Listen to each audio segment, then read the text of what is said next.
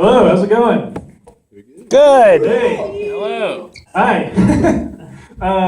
Hey, I'm Steve. I'm the creative manager here. Thank you so much for being here. I know almost everyone in this audience by first name. Even for those of you who I don't, thank you. Thank you so much for being here. This film, as you can see by my shirt, is kind of an obsession for me. But I'm going to give my spiel. It's a little emotional, so I'm just gonna talk about the food and bev first. Usually Seth, our executive chef, will come down and he'll talk, and if we have a brewery specified for the dinner, they'll come down, but this is kind of a weird mix-up. So the first thing you're gonna begin, this is a 5-course feast. The first one you're gonna get is a flatbread pizza, and it's gonna be paired with a PBR, because they're drinking Bergie in the first scene. And then you're gonna get an avocado on rye with some coffee. That's a weird one too. Usually don't do non-alcoholic beverages for feasts, but it fits with the scene that we'll hopefully be getting it in, and then also the rest of the movie. Vegetable herb pizza.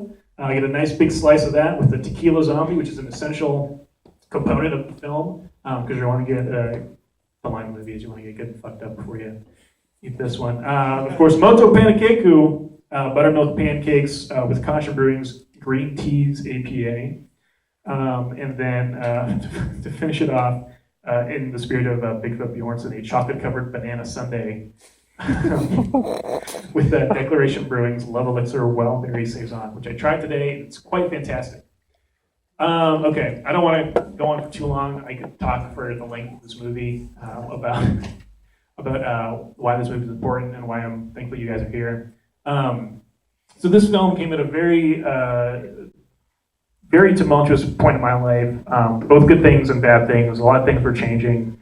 But there's one thing that I did one night that kind of caused a bit of a catastrophe, and I was like, I should just kill myself. And I didn't, and the next day I got a screener of Inherent Vice before it had been released. And I watched it, and it kind of changed a lot of things for me.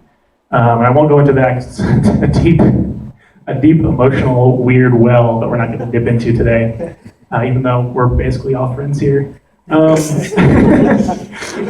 this film, whether you've seen it before or not, a lot of people hate this movie. Like, they really don't like it. Like, when we posted we were doing this on Facebook, all the comments were super negative. Like, why would I want to go to an Inherent Vice feast? I was like, why not? Whether you've seen this movie or not, the main thing that I think turned a lot of people off was that it's very convoluted, it's very complicated and complex. There's a lot of characters, there's a lot of storylines, there's a lot of narratives, and that's okay.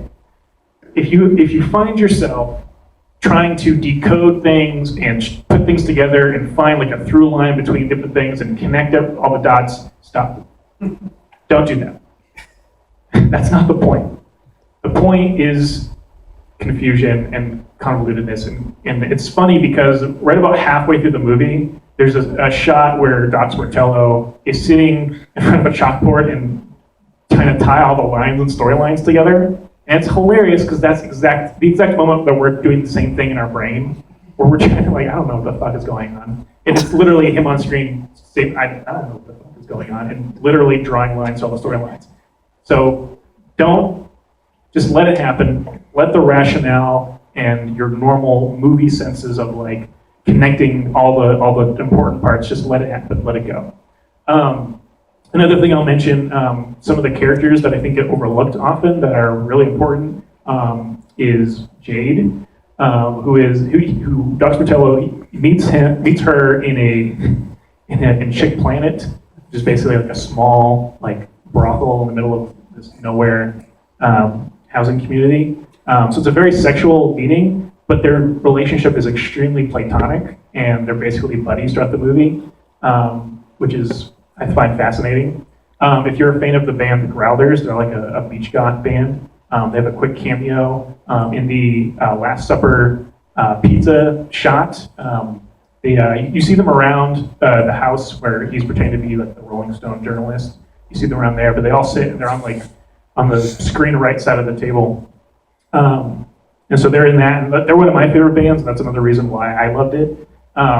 Also, just to mention, even just for today, Martin Short, who's excellent in this film.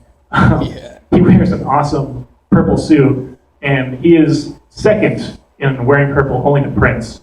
And so, as you're watching that, just raise your glass for Prince, who we unfortunately lost today. But other than Prince, that guy can wear some fucking purple. There's a lot of other things. There's